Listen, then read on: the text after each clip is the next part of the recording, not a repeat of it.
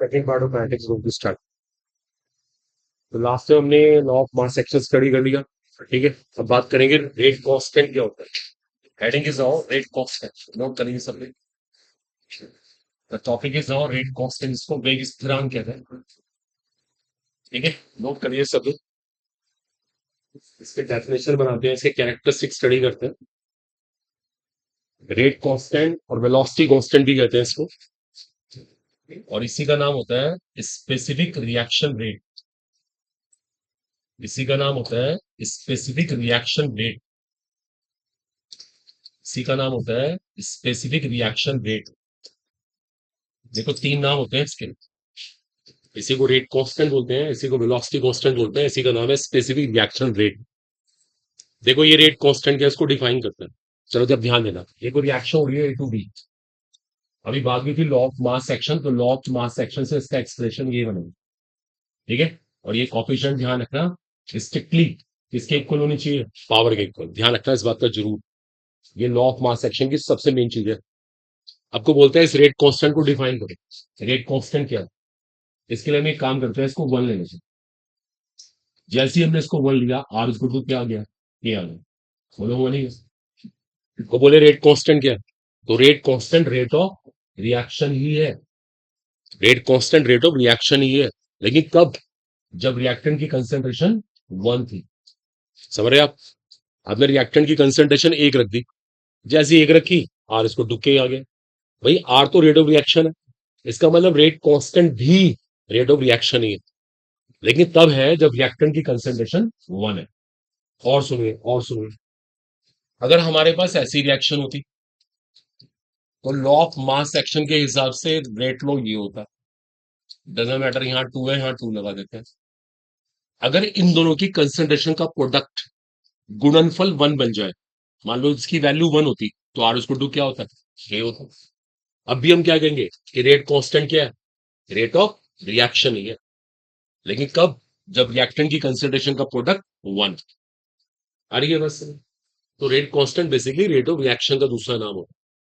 तो लिखिए इसकी डेफिनेशन, रेट कांस्टेंट किसे कहते हैं। देखिए rate constant is defined as, rate constant is defined as rate of reaction.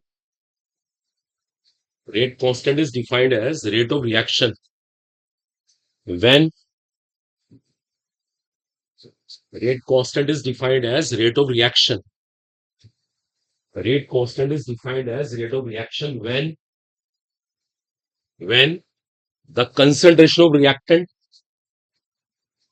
when the concentration of reactant oblique, बीच में साइन लगा देना, when the concentration of reactant oblique product of concentrations of reactants, product of concentrations of reactants is unity, is unity. When the concentration of reactant oblique the product of concentrations of reactants is unity.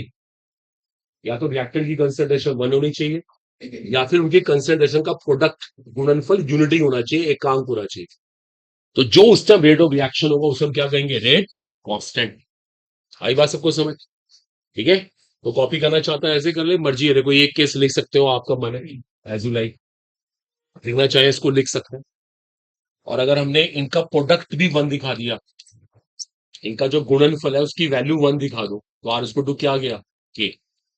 तब भी हम क्या कहेंगे, rate constant क्या, rate of reaction he. Note करें यहां से। ठीक है, तो वो भी रेट ऑफ रिएक्शन ही है।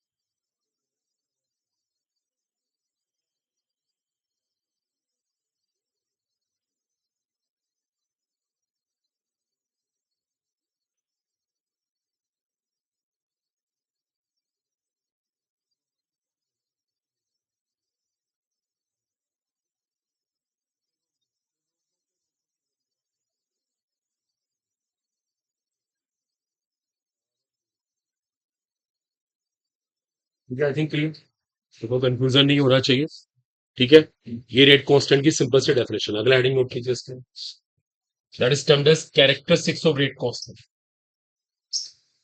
कैरेक्टरिस्टिक्स ऑफ रेट कांस्टेंट जिसे के कहते हैं। अब इसके कुछ कैरेक्टरिस्टिक्स हैं, कुछ विशेषताएं हैं, वो पढ़ते हैं। कैरेक्टरिस्टिक्स ऑफ रेट कांस्टेंट, चलिए ध्यान दीजिएगा। देखो देखो, अभी हमने डेफिनेशन तो पढ़ ली, ये तो पता लगा लिया कि रेट कांस्टेंट क्या चीज है, ये तो हमने सीख लिया। लेकिन इसके कुछ ना कैरेक्टरिस्टिक्स हैं, कुछ गुण है इसके अंदर। देखो अगर ध्यान देना, लिखना बाद में। पहली बात, इसकी कोई फिक्स यूनिट नहीं है। It has no fixed unit. सब रुक जाए एक मिनट के लिए, आपको सेंटेंस का मीनिंग समझ आया? क्या मतलब होता है no fix unit? Voice clear हुआ? कोई मात्रक नहीं है इसका निश्चित, कोई फिक्स यूनिट नहीं है। इसकी unit reaction to reaction vary करती रहती है। किसी रिएक्शन में कुछ यूनिट है, किसी रिएक्शन में कुछ, अभी निकाल के दिखाएंगे आपको। Excuse me, यार। हेलो, मैं कुछ कर नहीं सकता इसमें, तो किसी बात का अगर वो कर देगा, अगर आपको अलाउड किया बाकी तो बैन करेंगे, तो कैसे सुनिए इसको? ये भाई इसका समझ में आया? इसी को सिर्फ प्रेस कर दो, हैंड लाइन से नीचे क्या है, सब कंसंट्रेशन दे दो। जैसे इसको पुलिस को रखा, ठीक है, क्या होना चाहिए? देखो next is here, it's value, it's value depends upon, it's value depends upon, देखो ध्यान देना, it's value depends upon nature of reaction. एक तो इसकी वैल्यू रिएक्शन की नेचर पे डिपेंड करेगी, एक टेम्परेचर और एक कैटलिस्ट। देखो अभी ये सेंटेंस ना बहुत अच्छे से क्लियर नहीं हो, इसके लिए आपको थोड़ा सा वेट करना पड़ेगा, और थ्योरीज आप पढ़ोगे तो पता लगेगा। जब और थ्योरीज आ जाएंगी ना तब पता लगेगा कैसे ये टेम्परेचर पे डिपेंड कर रहा है, कैसे कैटलिस्ट पे डिपेंड कर रहा है। तो भी बहुत अच्छे से फील नहीं आ सकती। अभी दो सेंटेंस मैंने लिखवा दिए, रीजनिंग आपको मिल जाएगी, आज ही मिल जाएगी, अभी मिल जाएगी, नोट कर लें सब प्लीज। ये थोड़ा वेट करिए, चीजें आ जाएंगी, बिल्कुल वरिड ना हो। इसमें temperature, nature of reaction, catalyst, ठीक है ना, सबका रोल होता है। लेकिन ये वैल्यू किस तरह से डिपेंड करती है अभी आपको सिखा देंगे। ठीक है, तो ये खास बात है के की, जैसे क्वालिटी ऑफ रेट कांस्टेंट है। तो रेट कांस्टेंट बहुत सारे फैक्टर के ऊपर डिपेंड करता है, कोई इसमें कंफ्यूजन ना हो, कोई फिर बट ना हो। ठीक है बच्चों, ज्यादा क्लियर बुक्स हो।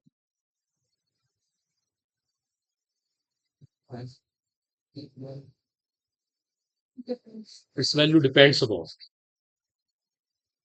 ठीक है जी, होप सो क्लियर हो गया सबको। बातें नहीं please.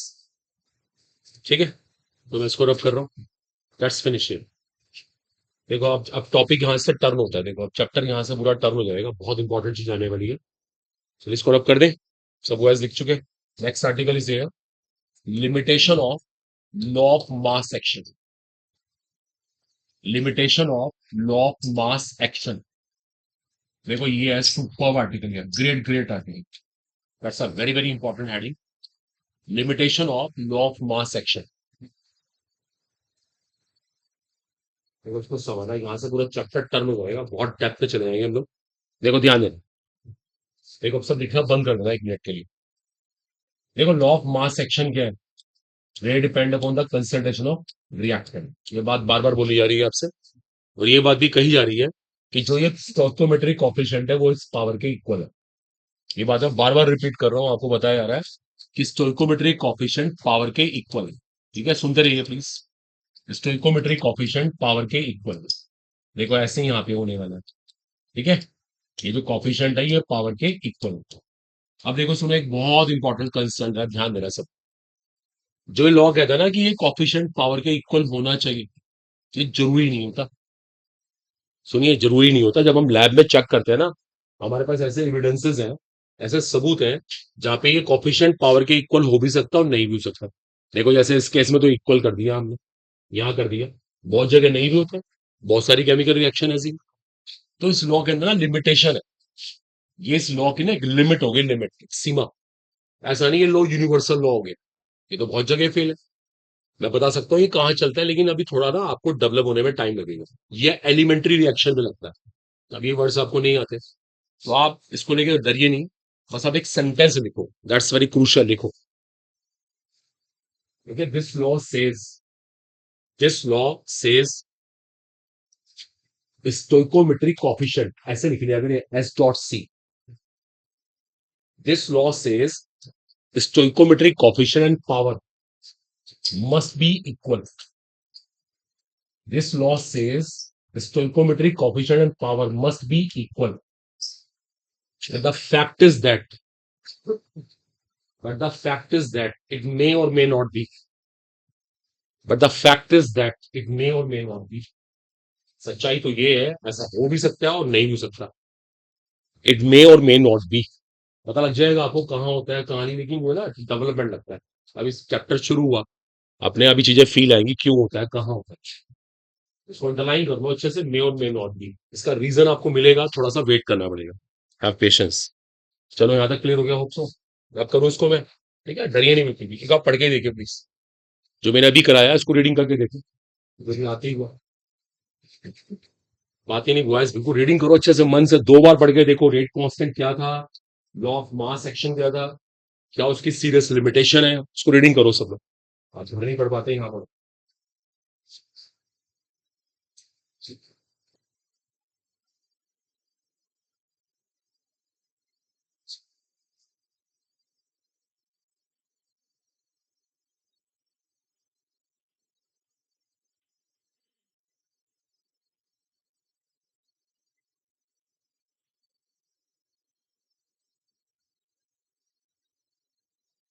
Friends hope so clear हो गया. तो इसमें कंफ्यूजन ना हो, बिल्कुल भी क्लैरिटी होनी चाहिए. That's finally. ये था लॉ ऑफ मास एक्शन. ये हमने स्टडी कर लिया. ठीक है, अब देखो चैप्टर यहाँ से टर्न होता है. अब एक बहुत इंपॉर्टेंट हेडिंग शुरू करने जा रहा हूँ मैं. Order of reaction. ऑर्डर जिसको अभिक्रिया की कोटि कहते हैं. फिर सुना होगा सब लोगों ने अभिक्रिया की कोटि. That is also called order of reaction. ये है देखो इस चैप्टर का सबसे मेन टॉपिक. पूरा चैप्टर पे कमांड इसी की, मतलब पूरा होल्ड इसे रहेगा. Order, order, zero order, first order, second order, pseudo order, ये सब पढ़ना है. अब हम सीखते हैं ऑर्डर ऑफ रिएक्शन किसको बोलते हैं, क्या होती है अभिक्रिया की कोटि. चलो पे अटेंशन हो. देखो ये कोई रिएक्शन हो रही है. ठीक है, सुन दिया, अब लिखेगा नहीं बिल्कुल भी. हमने इसका ये एक्सप्रेशन बनाया. देखो अब सुन लो. अभी मैं यहाँ पे एक्स लिख रहा हूं. ये कुछ भी हो, ये कुछ भी हो सकता है. ये जो भी नहीं कि x1 के इक्वल. ये जो पूरा एक्सप्रेशन है हम इसको आगे से बोलेंगे रेट लॉ एक्सप्रेशन. इसका नाम है रेट लॉ एक्सप्रेशन. इसको रेट लॉ एक्सप्रेशन कहा जाएगा, ध्यान रखना. इसका नाम है रेट लॉ एक्सप्रेशन. और ये एक्स के ऑर्डर, इसको ऑर्डर कहा जाता है. ऑर्डर अभी समझाते हैं इस एक्स का क्या काम है. इसको समझ लें, इस पावर का बहुत इंपॉर्टेंट रोल है. इसको ऑर्डर कहते हैं, ऑर्डर. ये एक्स यहाँ पे ऑर्डर है. सुनना पहले ध्यान से. एग्जैक्टली ये कोई रिएक्शन हो रही है. ठीक है, अब हमने इसका रेट लो एक्सप्रेशन निकाला. A power X, B power Y. फिर कुछ पावर आ गई, क्या आई कहां से आई, वी हैव नो कंसर्न. लेकिन ये एक्स क्या चीज है, ये ऑर्डर है. क्या कहेंगे इसको, विद रिस्पेक्ट टू ए. ए के सापेक्ष, विद रिस्पेक्ट टू ए. ये ए के रिस्पेक्ट में ऑर्डर है. और वाई क्या है, also order with respect to b. ये बी के रिस्पेक्ट में ऑर्डर है. और एक बात और, ये एक्स प्लस वाई क्या है, ओवरऑल ऑर्डर. इसका नाम है ओवरऑल ऑर्डर. ये रिएक्शन का ऑर्डर. आप समझ रहे हो, सबकी कुछ ना कुछ पावर होगी. जैसे ए यहाँ पे रिएक्टेंट है तो ए की कोई ना कोई पावर है. बी यहाँ पे रिएक्टेंट है, बी की कोई ना कोई पावर है. इस पावर को ऑर्डर कहा जाता है. ये एक्स यहाँ पर क्या है, ये भी ऑर्डर है. वाई यहाँ पर क्या है, ये भी ऑर्डर है. और एक्स प्लस वाई क्या है, ओवरऑल ऑर्डर है. ओवरऑल ऑर्डर जिसे कहते हैं कुल ऑर्डर जिसे कहते हैं. तो खैर अभी अब हमें सीखना है इस ऑर्डर का मतलब क्या होता है, ये ऑर्डर क्या करता है, इसको फील करना है सब लोगों ने. ठीक है, अभी देखते हैं. ओके, तो आप प्लीज नोट करें, नोट करें इसको. इसको फील कराते हैं अच्छे से ना, बिल्कुल इसकी डेफिनेशन वगैरह बनाते हैं, सब कुछ क्लियर करते हैं.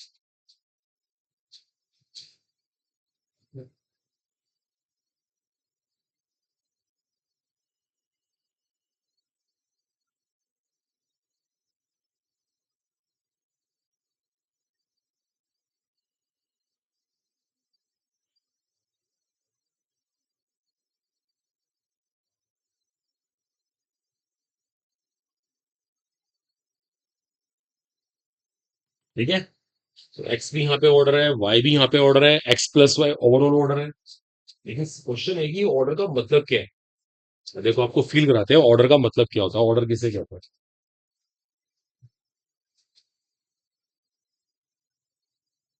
हो गया, सबने कॉपी कर लिया। वो जल्दी, जब लिखने की बारी है तो लिखा करो, सुनना है दोस्तों, सुनना है।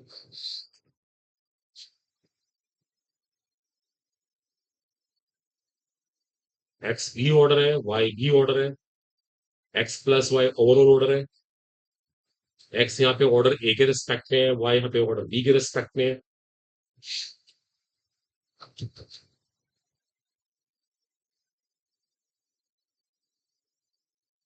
चलिए, क्लियर सो फार।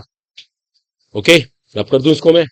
डन। देखो अब आपको फील कराते हैं ऑर्डर का मतलब क्या। देखो, देखो जब मैं इसको यहां से हटा रहा हूँ, देखो अब सब अटेंशन पे करना है। अब जरा सब लिखना बंद करिए, एक मिनट प्लीज यहाँ पर। देखो, देखो अब समझने वाली बात है, अगर समझ आ गई तो बहुत आसान है, वरना फिर सारा चैप्टर ऐसे ही बर्बाद हो जाएगा। इस ए की पावर को ना जीरो मान, डजंट मैटर। हम इसे क्या कहेंगे, जीरो ऑर्डर रिएक्शन। अब मैं आपको फील कराता हूँ जीरो ऑर्डर का मतलब क्या है। क्या होता है शून्य कोटि की अधिक्रिया। ध्यान देना प्लीज सब। देखो, अब एक मैथ्स लगाना है, आपने इसको डबल किया, इस ए को टू ए कर दिया, इसकी कंसंट्रेशन दुगनी कर दी। सोच के बताओ, अगर आपने इसको डबल किया, इसको डबल किया, इस रेट पे क्या फर्क पड़ेगा। सही बात है, कोई इफेक्ट नहीं होगा, कोई प्रभाव नहीं। उसका रीजन है समथिंग पावर जीरो वन होता है। देखो इसकी वैल्यू वन है, आपने दुगुना करा तब भी इसकी वैल्यू वन है। आपने इसको तीन गुना किया तो भी क्या है, ये वैल्यू वन है। क्या फर्क पड़ रहा है, हाफ किया तो भी वैल्यू वन है। आपने चीज महसूस की। देखो, देखो, इस ए में जितना मर्जी चेंज कर दो, इस पे कोई फर्क ही नहीं पड़ रहा, इस पे कोई फर्क नहीं पड़ रहा।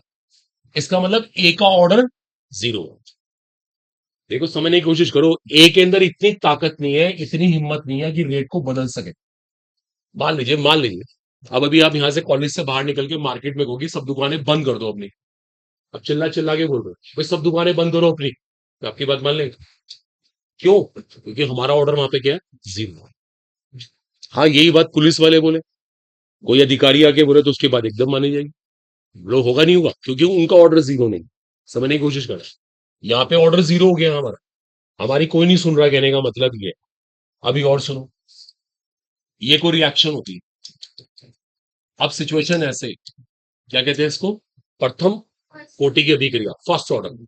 अब आपने इसको डबल किया, इसको डबल करते ही रेट डबल हो गया, ट्रिपल किया रेट क्या हो गया, ट्रिपल हो गया। देखो आपके सामने, आप जितना इसको बदलोगे उतना ये बदलेगा। ये होता है फर्स्ट ऑर्डर। ऐसी मैटर चांस यहाँ पे पावर टू होती, यहाँ पे होती पावर टू, यहाँ पे ना पावर टू होती सुपोज टू बी। अब ये सेकंड ऑर्डर की रिएक्शन होती। देखो समझ ना, आपने इसको डबल किया, रेट पे क्या फर्क पड़ा, फोर टाइम्स। इसको ट्रिपल किया, रेट पे क्या फर्क पड़ा, नाइन टाइम्स। आप ये महसूस कर रहे हो, कंसेंट्रेशन बदलने से रेट पे क्या फर्क पड़ेगा, इसको डिसाइड ये पावर करती है। और इसी पावर को क्या बोलते हैं, ऑर्डर। इसी को ऑर्डर कहते हैं। बोलो है नहीं अच्छा, है ना। जैसे मान लीजिए भाई कल को डीएम का ऑर्डर आ जाता है कि कल सारे स्कूल ऑफ रहेंगे, तो सबको मानना पड़ेगा, उसको बोलेंगे डीएम का ऑर्डर है। तो बेसिकली ऑर्डर ना उसकी पावर को शो करता है, डीएम के पास तो पावर होती है फिर। तो वही सेम स्टोरी यहाँ पर, ये जो है ना, ये उसकी पावर, तभी तो बोलते हैं हम इसको ऑर्डर। ये डिसाइड कर देता है कि वो कितना रेट को बदल सकता है। यहाँ तो रेट बदलेगा ही नहीं, यहाँ रेट उसी प्रपोर्शन है बदला।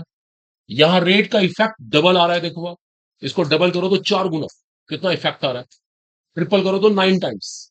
ऐसे अगर मान लो यहाँ पावर थ्री होती, इसका तो ऑर्डर बहुत ही हाई है भाई, ये तो ऑर्डर बहुत ही हाई है, इसको डबल करने से एट टाइम हो जाता, ट्रिपल करके 27 टाइम देगा। तो रेट कितना बदलेगा, कितना, ये कौन डिसाइड करेगा, ऑर्डर। समझ रहे हो आप। तो ऑर्डर बेसिकली ना उसका, उसकी जो कैपेबिलिटी है ना, उसकी ताकत को डिसाइड करता है। अब ये सारी बातें हमें एग्जाम में नहीं कहनी होती, ये तो समझाने के लिए होता है। देखो अब ऑर्डर बेसिकली क्या चीज है, हम तो ऐसे कह देंगे, बस एक सिंपल से डेफिनेशन बना देंगे। व्हाट्स अ ऑर्डर, एक रिएक्शन एज्यूम की, ए की पावर कुछ ले लो, बी की पावर भी आप कुछ ले सकते हो। What's a order now, order is sum of powers of concentration terms. concentration terms in rate law expression of a reaction. In rate law expression of a reaction. Note कर लीजिए order की definition copy करें, ठीक है। Order ये decide करता है कि रेट कितना बदल सकता है, ठीक है, रेट कितना अफेक्टेड होगा। आप रिएक्टेंट में चेंज करेंगे, रेट पे क्या फर्क पड़ेगा, इसको डिसाइड ऑर्डर करता है, ध्यान है। ठीक है बच्चों, बातें नहीं है, देखिए गर्ल्स बॉयज मत बोली, काम करिए, देखिए सब लोग।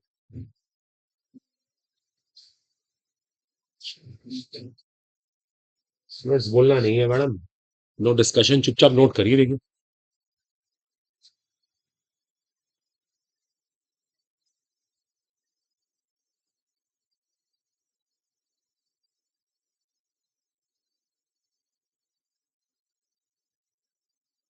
कुछ कहना बताइए।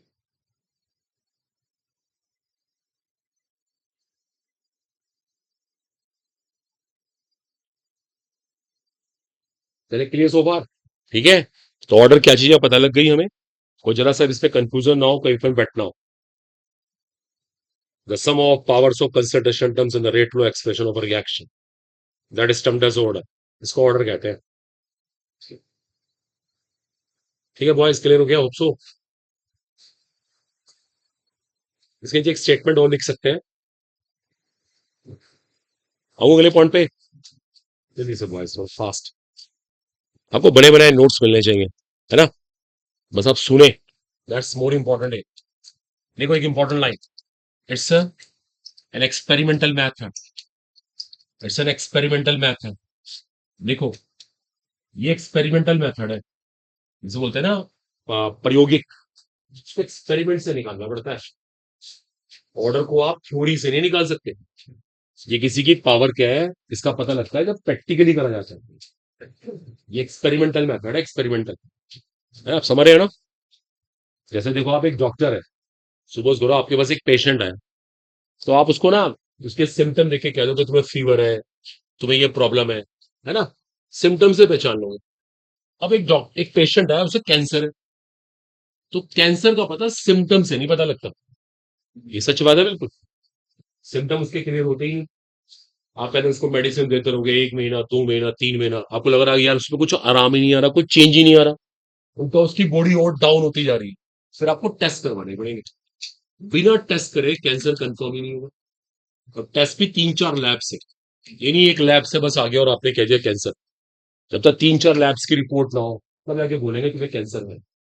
तो एग्जैक्टली जैसे कैंसर के लिए टेस्ट करवाने पड़ते हैं, तो हमें इसके लिए ना एक्सपेरिमेंट्स करने पड़ते हैं, एक्सपेरिमेंट्स प्रयोग।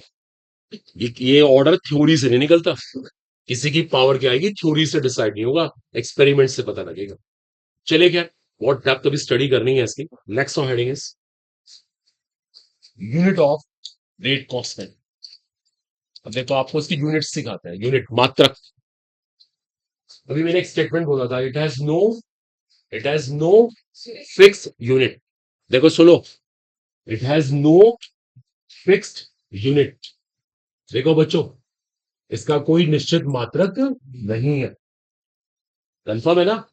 अब देखो इसकी यूनिट निकाल के दिखाता हूं। अब इस बात को चेक करते हैं, अभी मैंने कहा था आपसे it has no fix unit. अब यूनिट निकाली जाएगी, जरा सब अटेंशन वगैरह लिखना बंद कर दो। ये कोई रिएक्शन है, ये इसका रेट लो एक्सप्रेशन है, बताना कौन से ऑर्डर की रिएक्शन है। जीरो ऑर्डर, वो लिखिएगा नहीं, बिल्कुल वॉइस बिल्कुल एक्टिव रही यार। अब देखो मैं इसकी यूनिट निकालूंगा, यूनिट इसका मात्रक निकालूंगा। समथिंग पावर जीरो इज 1, देखो इसकी तो वैल्यू 1 हो गई, लिखने की जरूरत भी नहीं। आर की यूनिट क्या थी, मोल पर लीटर सेकेंड, तो यूनिट आ गई, क्या आ गई, मोल पर लीटर सेकेंड। लेकिन कौन से ऑर्डर के लिए, जीरो ऑर्डर। ऐसा नहीं हमेशा, अभी और देखिएगा, बेटर चांस ये पावर 1 होती तो कौन से ऑर्डर की रिएक्शन होती, फर्स्ट ऑर्डर। इसकी यूनिट निकालते, ये क्या होता है, मोल पर लीटर, ये क्या है, मोल पर लीटर सेकेंड। मोल मोल कैंसिल, लीटर लीटर कैंसिल, देखो यूनिट क्या आ गई, सेकेंड इनवर्स। देखो आगे बोला है ना, देखो यूनिट बदल गई, ठीक है ना। ऐसी अगर पावर 2 होती, अब पावर 2 है सुपोज टू बी, 2 के लिए हम क्या करेंगे, मोल पर लीटर सेकेंड। ये क्या है, मोल पर लीटर, पावर इज 2, देखो ये यहां से कट जाएगा, ये कट गया। इस लीटर को इधर ले आएंगे, मोल यहां, तो पता यूनिट क्या आएगी? Litre mole inverse second inverse, देखो ये यूनिट आ गए। अब आपने चीज महसूस करी, देखो देखो। अभी आप चेक करें ना, कोई डाउट हो बता देना मेरे को। जीरो ऑर्डर में कुछ और आंसर आ रहा है, दिस वाज। फर्स्ट ऑर्डर में कुछ और आंसर आ रहा है, इट वाज। और सेकंड ऑर्डर में कुछ और, इसका मतलब क्या हुआ? यूनिट बदलती है, यूनिट बदलती है। किससे? किससे? ऑर्डर से। ऑर्डर बदलेगा, यूनिट बदलेगी। रेट कांस्टेंट की कोई फिक्स यूनिट नहीं है। आ गया सबको समझ? पहले इतना पार्ट कॉपी करो, जल्दी इतना पार्ट कॉपी कर लो, ठीक है?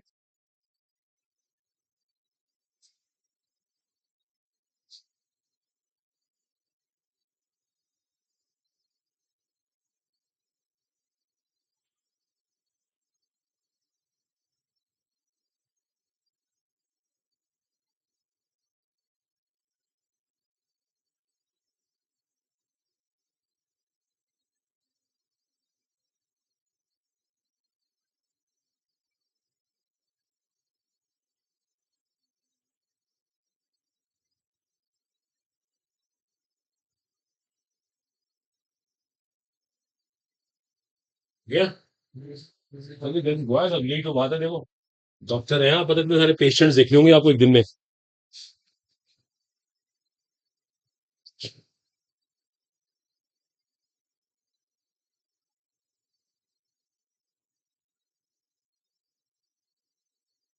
ठीक है बच्चों, क्लियर हो गया होप सो।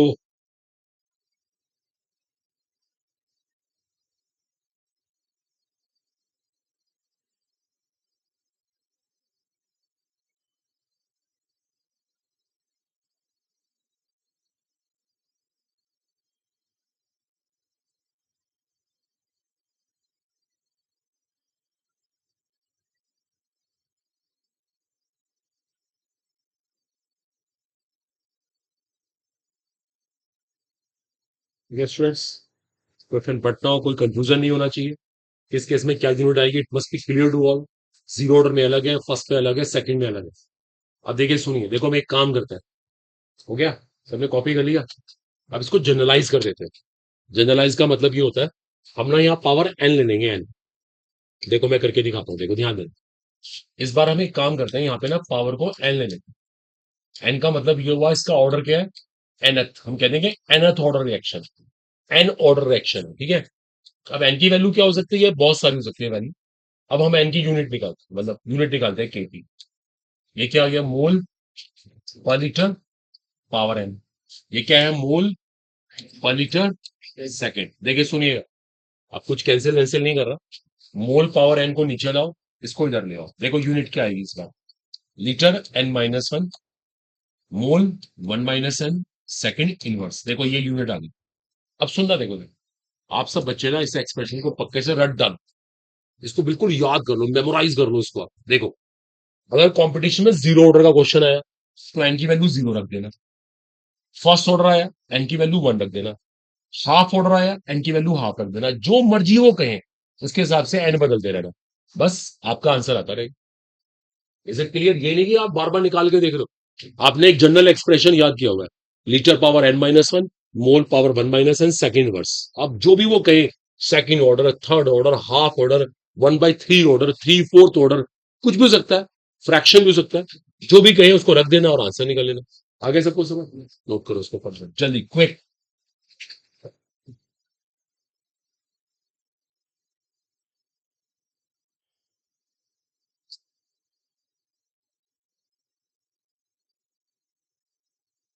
इलेक्ट्रो आपको आगे चीज आ गई थी, इलेक्ट्रोकेमिस्ट्री है। 10 बॉयज इलेक्ट्रोकेमिस्ट्री में कमांड बन गई थी आपकी। तो यस नहीं, कोई नो नहीं।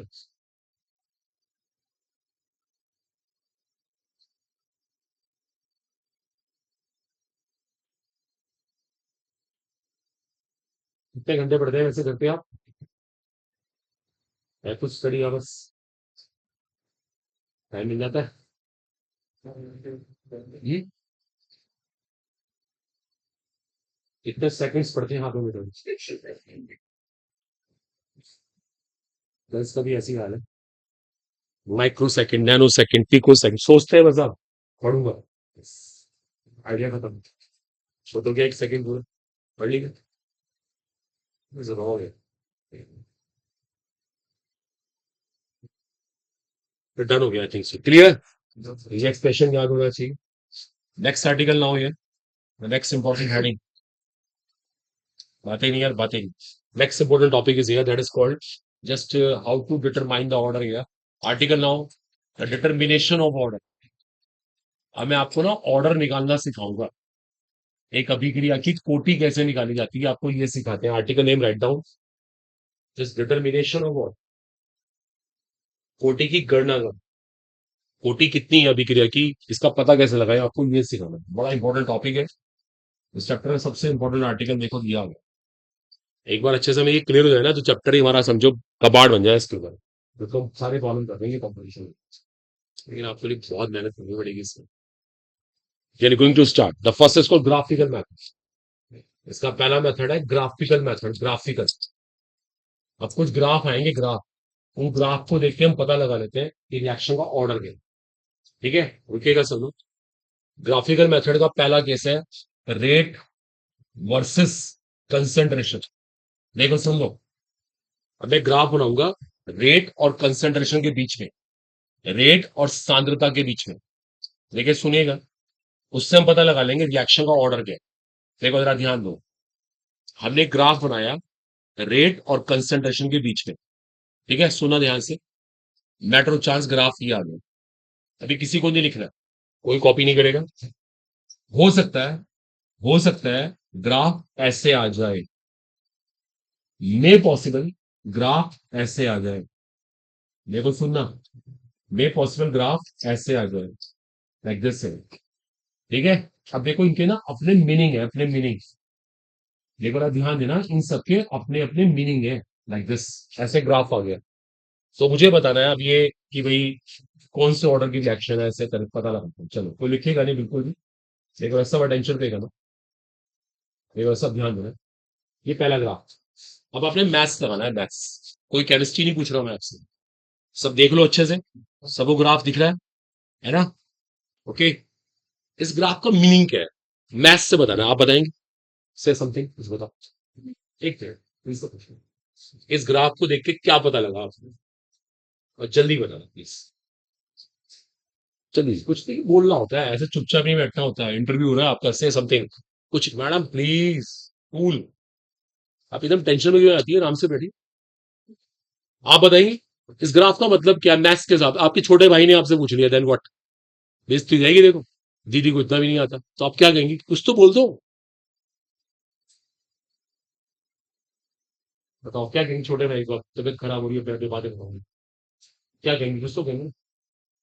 मैंने मैडम ऑर्डर पूछा ही नहीं था, मैं तो केमिस्ट्री पढ़ा ही नहीं था। वो तो मैथ्स का बच्चा है ना, आपके भाई को केमिस्ट्री नहीं आती, क्लास फिफ्थ में पढ़ता है, वो तो केमिस्ट्री का बच्चा। उसने पूछा दीदी इसका मतलब क्या, तो आप क्या कहेंगे इसको, चुप हो जा, ज्यादा स्मार्ट ना बन, क्या कहेंगे। कदरी साहब आप कहेंगे छोटे भाई को अपने, नहीं पूछेगा तो, अगर पूछ लिया उसे गलती से फिर क्या होगा, डांटे लगेंगे इसको तीन चार खींच खींच के, हैं बेइज्जती कर रहा बड़े भाई। कुछ तो बोलो यार, बात पॉजिटिव करते हैं, पूछने का ही नहीं, व्हाट पूछ लिया तो क्या मना कर देंगे, मुझे नहीं आता, 12th पास हूं मैं, बेइज्जती नहीं भाई साहब, कुछ तो बोल दो। छोड़ो यार, लीव लीव ले आप, नो कोई कुछ नहीं, फायदा नहीं। कुछ बताओ जल्दी से, देखो बताओ इसका मत, आप बताओ मैथ से वर्डिंग क्या मीनिंग है। That's a she is right. है देखो रेट फिक्स है, रेट नहीं बदल रहा है। आप देखो रेट का पॉइंट नहीं बदल रहा। अब सोचा करो यार, ये कोई जो आपने आंसर दिया ना, ये सिली आंसर। बोलो अपनी बात, कुछ कहो। आप कंसंट्रेशन बढ़ा लो या घटा लो, रेट पे फर्क नहीं पड़ने का। इसका मतलब कौन सा ऑर्डर है, 100% जीरो ऑर्डर। देखो पहले हम मैथ सोचेंगे तभी तो आंसर आएगा। हमें याद होता है जीरो ऑर्डर है, फर्स्ट ऑर्डर है, ये नहीं है पढ़ने का तरीका। पहले मैथ सोचो, अपने लाइफ में ना मैथ्स को दूर ना करो कि हम बायो वाले बच्चे हैं। कल डॉक्टर बनोगे, पैसे इतने सारे इकट्ठे होंगे, उन्हें कौन गिनेगा। फिर तो आप खुद गिनने बैठ जाओगे। अब कहा गया आपका मैथ्स, कहता ना मैं पैसे नहीं लेता, मुझे मैथ्स नहीं आता, वहां तो सारे पैसे लोगे आप फिर। इसलिए ना डरना नहीं चाहिए मैथ्स से, मैथ्स तो बहुत इंपॉर्टेंट पार्ट है। इस ग्राफ का मीनिंग बताओ, क्या मीनिंग है, डायरेक्टली प्रपोर्शनल। जैसे जैसे कंसंट्रेशन बढ़ेगी रेट बढ़ेगा, जैसे जैसे कंसेंट्रेशन बढ़ेगी रेट बढ़ेगा, इसका मतलब कौन सा ऑर्डर है? ये फर्स्ट ऑर्डर में ही पॉसिबल। लॉजिक बनाओ, लॉजिक्स। इसका क्या मतलब हुआ? रेट कंसेंट्रेशन के स्क्वायर के डायरेक्टली प्रोपोर्शनल है। अगर कंसेंट्रेशन का स्क्वायर डबल हुआ तो रेट डबल। देखो सुनो क्या कह रहा हूं मैं ध्यान से। अगर कंसेंट्रेशन का स्क्वायर डबल हुआ तो रेट डबल, इनका रिलेशनशिप डायरेक्ट है। कौन सा ऑर्डर है? सेकंड है। और आ रहा है, समझ नहीं आ रहा है? अभी आखिरी ग्राफ पे बात करेंगे, पहले इन तीनों को बना। और कल को आप टीचर ही बन गए, मैटर ऑफ चांस, फिर क्या होगा? जॉब लग गई आपकी छोटे मोटे स्कूल में। कुछ तो लाइफ में कर रहा है ना। नीट में सिलेक्शन नहीं हुआ हमारा, बहुत कोशिश कर ली, आप टीचर बन गए। तो अच्छा टीचर बनने के लिए कम से कम सारी बातें आए, सोचो सही है। बच्चे ना पकड़ पकड़ के पीटेंगे आप। सोचो, नोट करो। इससे ना ये डर, मन से ये डर निकालो भाई साहब, कोई फोबिया नहीं। यही तो है, हम लोग शर्म करते रहे आज तक, यार पूछा ही नहीं। चौधरी साहब, भाई जरूर पूछेगा। भाई को मारना नहीं है बस। है छोटा भाई आपका? आप सिलेक्ट होंगे, वो सिलेक्ट होगा, है ना? इंस्पिरेशन बनेंगे उसके लिए आप। बहुत अच्छी बात है। ये होता है, अगर आप सिलेक्ट हो गए ना अपनी फैमिली में से, देखो उससे कितना बड़ा इम्पैक्ट जाता है।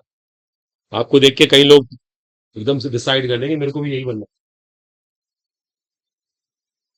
इसलिए मेहनत कर ही देंगे आप अपने लिए नहीं बढ़ रहे हैं, कंट्री के लिए बढ़ रहे हैं, देश के लिए बढ़ रहे हैं। कंट्री को चेंज करके दिखाना है। जल्दी जल्दी फटाफट क्विक। तीनों ग्राफ बन के देखो हमारे, कोई कंफ्यूजन नहीं होना चाहिए।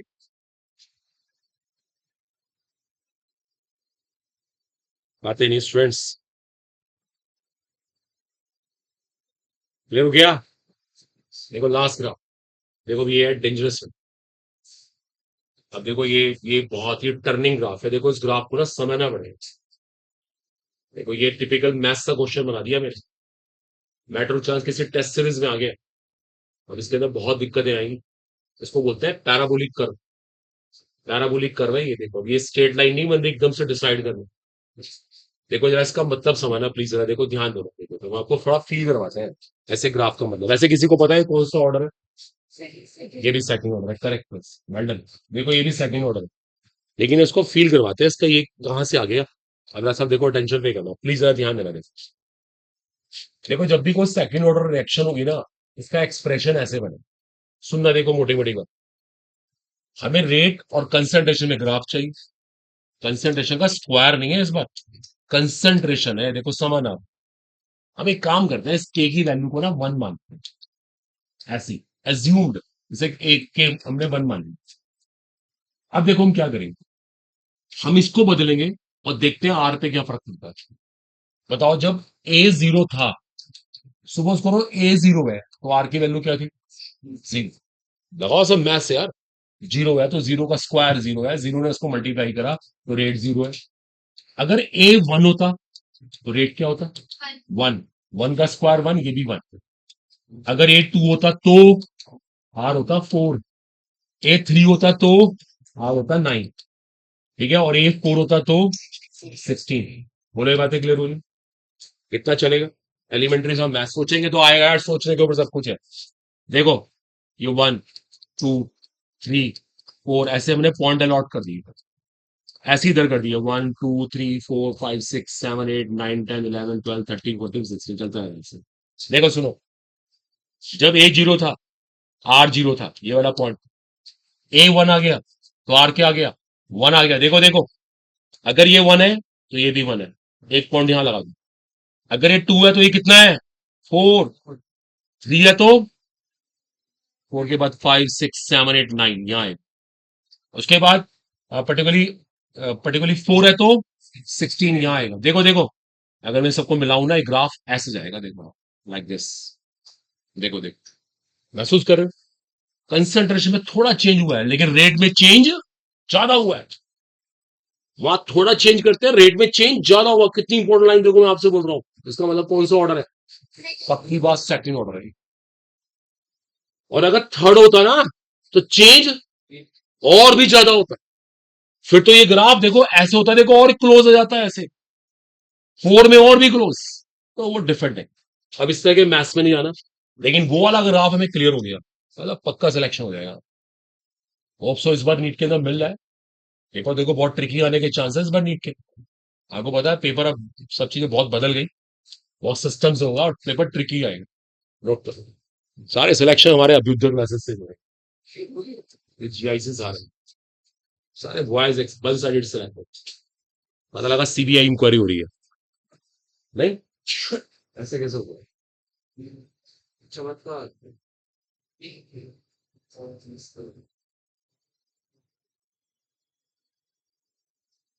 नोट करिए फटाफट जल्दी। ये 100% second order reaction, no doubt at all.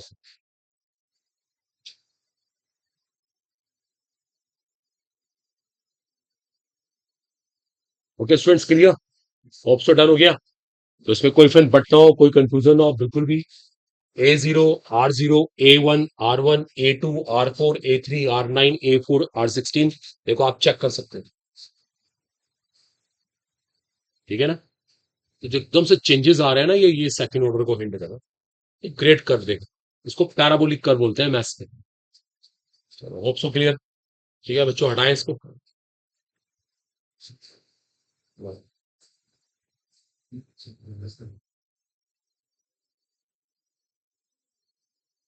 इस साइड पे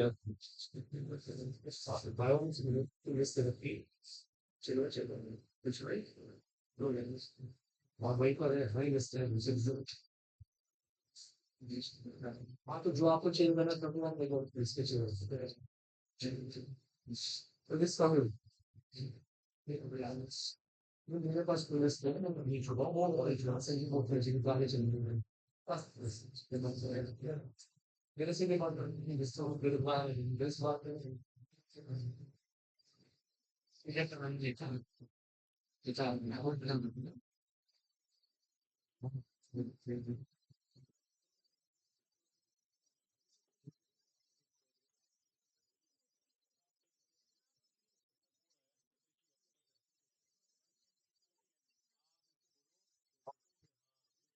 इसके बाद तो ही जाने हमारे पास मैंने फ्री इससे मैं एक बार इससे जो आप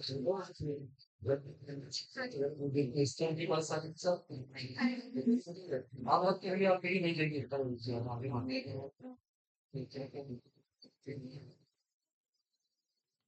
I think final it's clear. कोई डाउट नहीं होना चाहिए। नेक्स्ट आर्टिकल इसको लेगा। ये भी ग्राफिकल मेथड का पार्ट है। इसमें ग्राफ बनाएंगे हाफ लाइफ वर्सेस कंसंट्रेशन।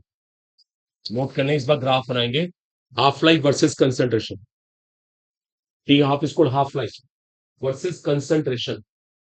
अब ग्राफ बनाएंगे half life versus concentration.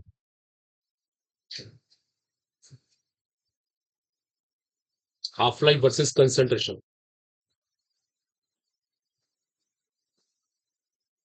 Okay देखिए सुनिए, देखिए आप सबको भी एक एक्सप्रेशन याद करना पड़ेगा। किसी भी रिएक्शन की हाफ लाइफ, रिएक्टेंट की कंसंट्रेशन और ऑर्डर में ये रिलेशनशिप होता है। देखो सुन लो एक मिनट रुक जाओ। अब ये एक्सप्रेशन याद करने की जरूरत है, इसको हम ड्राइव करेंगे। टी हाफ को कहते हैं हाफ लाइफ, हिंदी में कहते हैं अर्धायु। ये जो एन है यहाँ पे ऑर्डर है और ए क्या होता है कंसंट्रेशन। देखो आप सबको ये एक्सप्रेशन याद करना पड़ेगा, that's very very crucial. T half का ए पावर एन माइनस वन से ही रिलेशनशिप। अब हम क्या करेंगे दोनों के बीच में ग्राफ बनाएंगे और इस ग्राफ से पता लगाएंगे एन की वैल्यू क्या आएगी। जैसे को सब ध्यान देना, मैंने हाफ लाइफ और कंसंट्रेशन में ग्राफ बनाया। हो सकता है ग्राफ ऐसे बन जाए, हो सकता है ग्राफ ऐसे बन जाए, हो सकता है ग्राफ ऐसे बन जाए। देखो देखो तीन पॉसिबिलिटी है यहाँ पर, तीन पॉसिबिलिटी है, तीनों का अपना अपना मीनिंग है। चलिए शुरुआत यहां से करते हैं। चलो देखो सब बच्चे अटेंशन पे करें। आप पहले इस ग्राफ को देख के बताओ इसका मीनिंग बताना, उनको पीछे मत बोलना, जिससे पूछू बताना। ओके सब ट्राई करें, सब पार्टिसिपेट करें। आप बताएंगे लास्ट में। इस ग्राफ का पहले मीनिंग बताओ मैथ्स के हिसाब से। मैथ्स बैठे रहो यार, बैठे रहो, हैव सीट। मैथ्स से बताओ कोई आंसर। मतलब इस ग्राफ ने आपको क्या बताया, वही क्वेश्चन सेम जो उनसे पूछा था। आप बोलो बोलो, कुछ ही बोलो आप बोलो, लेकिन शोज ये बोलने दो। ग्राफ क्या बता रहा है जल्दी बताओ प्लीज।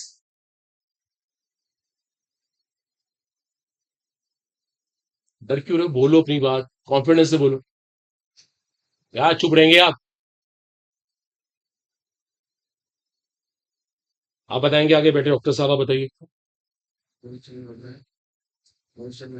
कांस्टेंट बढ़ रहा है। थोड़ा सेंटेंस ठीक से बना नहीं, मीनिंगफुल नहीं हुआ ना, कांस्टेंट भी बढ़ रहा है। कोई बात नहीं, आप बताओ। कांस्टेंट चेंज हो रहा है ये टाइम से। सेंटेंस का मतलब मीनिंग नहीं था, सेंटेंस का कुछ पता नहीं लग पाया आप क्या कहना चाह रहे हो। कोई बात नहीं, कूल, आराम से बैठे रहिए। आप बताएंगे पर्टिकुलर, अगेन यार, एमएस कॉलेज स्टूडेंट, आप बताओ। बोलते यार, डरते क्यों? बोलो कि किसी को पीट रहा हूं मैं। आप बताएंगे न्यू स्टूडेंट, आई थिंक, आप बताओ। कुछ नहीं कहना, कोई कोई व्यू नहीं है हमारे पास। आप बताएंगे, साथ में बैठे हैं हमारे। जो आता है ना, कॉन्फिडेंस से बोलो। सबने बोला ना, आप भी बोल दो। इट मीन्स, क्या मतलब हुआ इस ग्राफ का? गर्ल्स में से पूछ लेते हैं किसी से, आप बताएंगे। आप बताइए या बैठे रहो, बता दो। Very sweet. देखो, half life is constant boys, देखो half life is constant. Half life में चेंज आता रहा है।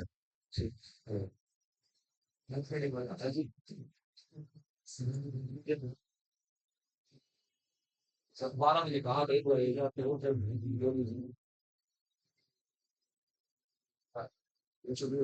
वैसे मैं आपकी लिस्ट पर घूम रहा हूँ, आप नीचे जा सकते हैं, मेरे से ताकि जब आप कोर्स है जिससे कहीं और बन जाएगी। एक दो घंटे वेट करके मैं कॉल कर दूँ, कॉल कर जाता हूँ उनके पास देखिए सुनिएगा, हाफ लाइफ कांस्टेंट है यहाँ पर, हाफ लाइफ बदल नहीं रही। हाफ लाइफ बदल नहीं रही है। अब सोच के बताना, देखो। फिर एक क्वेश्चन, अभी पूरी बात खत्म नहीं हुई है। अब यहाँ पे एन की वैल्यू क्या पुट करें कि हाफ हाफ लाइफ बदले ना, हाफ लाइफ फिक्स रहे? Obviously one. ऑब्वियसली वन, क्योंकि अगर ये वन हो गया, ए पावर जीरो इज वन, जो कांस्टेंट है कांस्टेंट रहेगा। इसका मतलब ये कौन सा ऑर्डर की रिएक्शन है? कांस्टेंट। बॉयज बोलो यार, बॉयज साइड से बहुत सारी कमियां आ गई। बताओ, अब रुक जाओ। इस ग्राफ का मीनिंग क्या है, इसको पता लगाते हैं। बताओ, आप बताओ इस ग्राफ का मीनिंग क्या है? मैथ्स बताना पहले, मैथ्स। हाँ। हाँ, जैसे जैसे कंसंट्रेशन बढ़ रही है वैसे वैसे हाफ लाइफ बदल रही है। सही कह रहा है बिल्कुल। रिलेशनशिप डायरेक्ट है ना, रिलेशनशिप डायरेक्ट है। ऐसे कब हो सकता है? जब एन की वैल्यू जीरो होगी। अगर आपने एन को जीरो रखा, पावर जाके ऊपर प्लस हो जाएगी। 100% जीरो ऑर्डर रिएक्शन, डन। बिल्कुल सही कह रहे हैं, वेल डन, बहुत बढ़िया। देखो, अब इसको देखते हैं। इस ग्राफ का कुछ गर्ल्स वगैरह से पूछते हैं। आप बताइए, पीछे बैठी हैं क्या? आप बताइए। आपसे कह रहा हूँ भैया, ये साथ में बैठी हैं आपके। हाँ, इस ग्राफ का मीनिंग क्या है पहले बताओ, बैठ जाओ, बैठे बैठे बताइए। सीट, क्या मीनिंग हुआ हाँ, नहीं है तो फिर क्या रिलेशनशिप क्या है? कैसे है? डायरेक्टली तो नहीं है, वेल डन। फिर कैसे है? फिर रिलेशनशिप कैसा है? ये सही है, डायरेक्ट नहीं है तो फिर कैसा रिलेशनशिप है? कोई और भी तो होगा ना फिर। चलो आप बताइए, साथ में बैठिए, आप भी कुछ बोलिए। हाँ बताइए, चुप रहिए प्लीज, आप बताइए। चलिए madam, fast fast. Half life का इसके साथ। हाँ, जल्दी। कुछ नहीं कहना, नो कमेंट। नो, आप बताना चाहती हैं कुछ? कुछ नहीं कहना, साइलेंट रहना बिल्कुल। और कोई? चलो, कुछ नहीं ना। सीधी सी बात है, रिलेशनशिप इनवर्स है, inverse, Vikram. Vikram, half life concentration में रिलेशनशिप इनवर्स है, how can it possible? N की वैल्यू क्या होनी चाहिए? Second order reaction. तो क्लियर।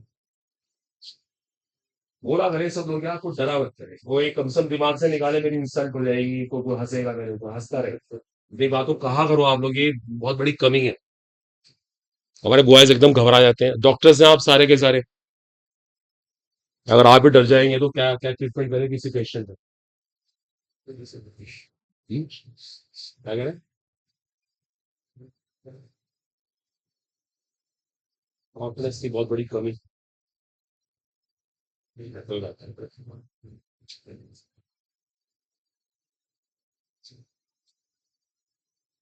ठीक है, तो हाफ लाइफ और कंसंट्रेशन में ग्राफ बना के पता लगा लिया हमने कि रिएक्शन किस तरह से हो रही है, कौन से ऑर्डर की है, सच एंड सच। ठीक है। ये सब क्लैरिटी जोन है ना, ये तो याद नहीं करना, किसी को रटना नहीं है, कॉन्सेप्ट लगाने हैं, पता लग जाता है। चलो रब करूँ, हो गया। Zero order, first order, second order, ऐसे कुछ भी हो सकता है।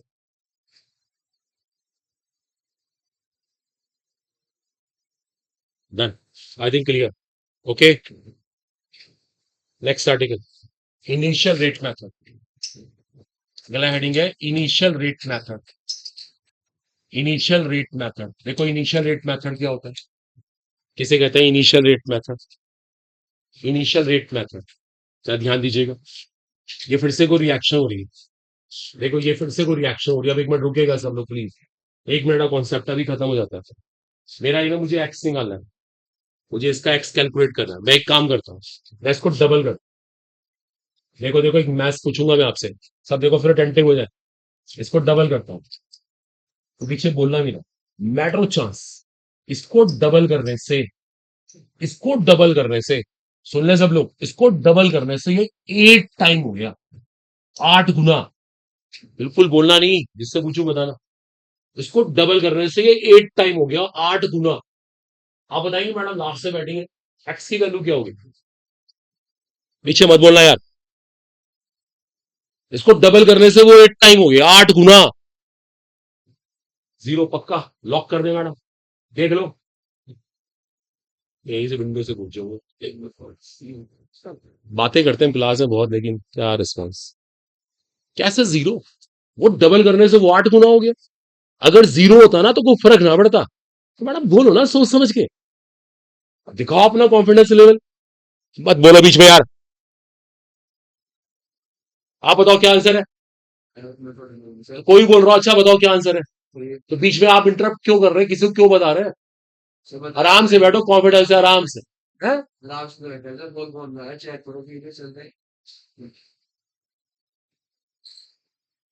क्या स्टाइल है भाई बात करने का, वीडियो चल रही है वहां देख लो। अबे डॉक्टर बने नहीं आप, बन जाएंगे पता नहीं क्या कर देंगे आप तो। बोले तरीका होना चाहिए भाई साहब, ढंग से बात करिए। ऑब्वियसली इसका आंसर थर्ड ही है, बहुत सिंपल है, दो इक्वेशन है।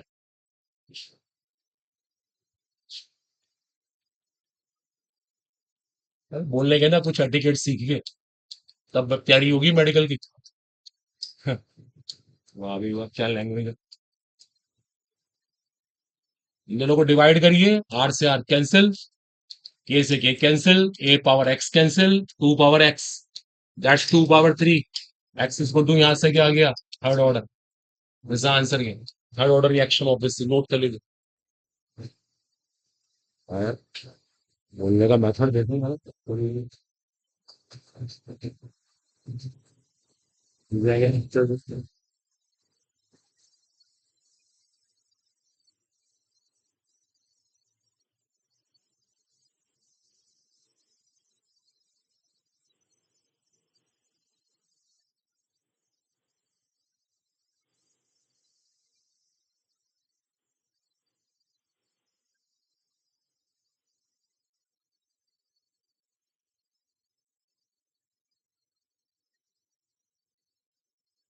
ठीक है, थर्ड ऑर्डर रिएक्शन कंफर्म, इसे कहते हैं इनिशिएट मेथड।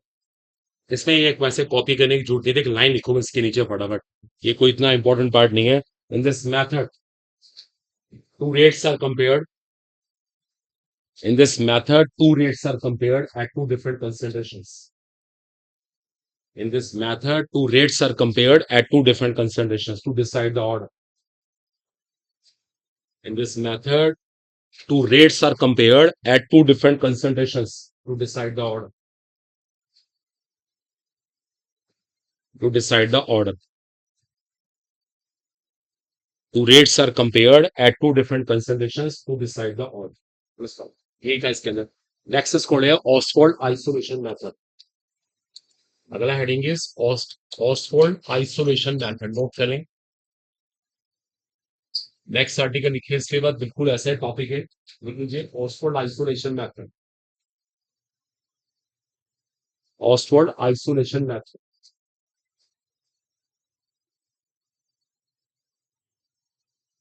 चलिए देखिए इसको समझते हैं, ये बहुत इंपॉर्टेंट है, कॉम्पिटिशन फेवरेट है, बहुत क्वेश्चन होते हैं इसके ऊपर। देखिए सब अटेंशन पे करिएगा।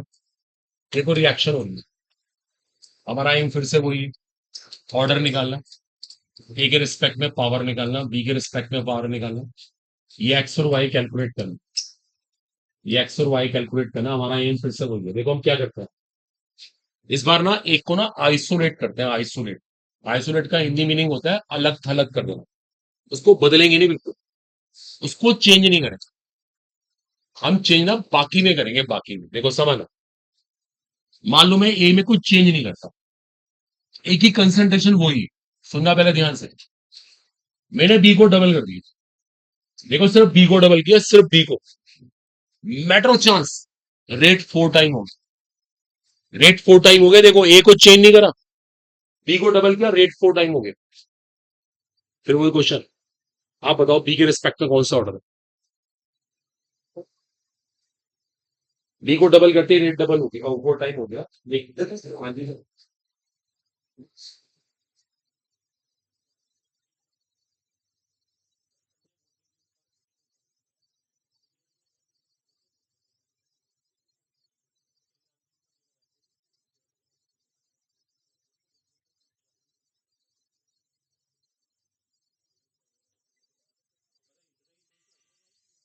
वाई टू है, सही कह रहे हैं, वेल डन। देखो second order reaction confirm, because इसको डबल करने से ये 4 टाइम क्यों हुआ, 100% सेकंड ऑर्डर रिएक्शन, एग्जैक्टली। अब हमने क्या करा, इस बार बी में कोई चेंज नहीं करेंगे, बी को आइसोलेट कर देंगे। अब हमने ए को डबल किया, देखो फिर वही क्वेश्चन, ए को डबल करने से रेट पे कोई फर्क नहीं पड़ा, that's interesting. 100% zero order reaction, simple. X की वैल्यू भी आ गई, वाई की वैल्यू भी आ गई, अब हम क्या निकाल सकते हैं, ओवरऑल ऑर्डर। देखो प्रैक्टिस करनी है, बहुत सिंपल है। इसमें क्या करना पड़ता है, एक बार ए को आइसोलेट करना है, एक बार बी को आइसोलेट करना है। आइसोलेट मीन अलग, उसको बदलना नहीं है, बाकी को बदलना है और उसका इफेक्ट रेट पे स्टडी करना है। तो लिखो एक स्टेटमेंट इसके लिए, एक लाइन लिखो, in this method one of the reactants, sorry, yeah, okay, in this method the concentration of one of the reactants is kept constant. In this method the concentration of one of the reactants is changed, not kept constant, is changed. Hello.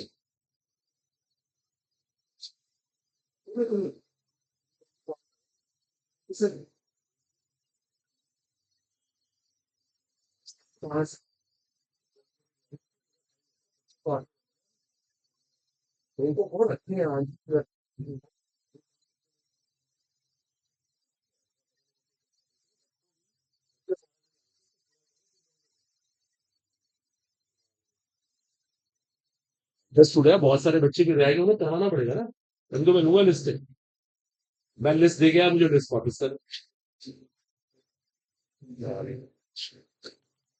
लिखिएगा, in this method the concentration of one of the reactants is changed while other remain constant, while other remain constant, while other remain constant,